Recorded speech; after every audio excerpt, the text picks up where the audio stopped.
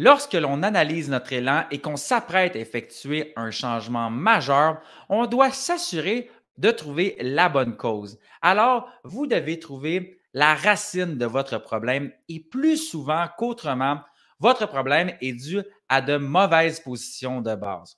On voit beaucoup trop de golfeurs tenter d'améliorer leur amplitude au sommet de leur élan ou peut-être leur position d'impact. Cependant, le problème est causé avant même de s'être élancé puisque 9 coups sur 10 sont ratés avant même justement de pouvoir s'élancer. Donc, la maîtrise des positions de base est tellement importante pour que vous puissiez améliorer votre élan et surtout avoir un élan qui est constant. Alors, la prochaine fois que vous allez effectuer un changement drastique dans votre élan, concentrez-vous sur les 5 positions de base qui sont clés, qui vont vous permettre justement de mieux comprendre où se trouve votre bâton lors de votre amorce, lors de la deuxième partie de votre montée arrière. Et ces 5 positions, je parle bien entendu du positionnement des mains sur le bâton, je parle de la posture, je parle de l'alignement, je parle du positionnement de la balle ainsi que du positionnement du bâton. Si vous êtes en mesure de maîtriser ces 5 points clés fondamentaux, eh bien, il vous sera extrêmement facile par la suite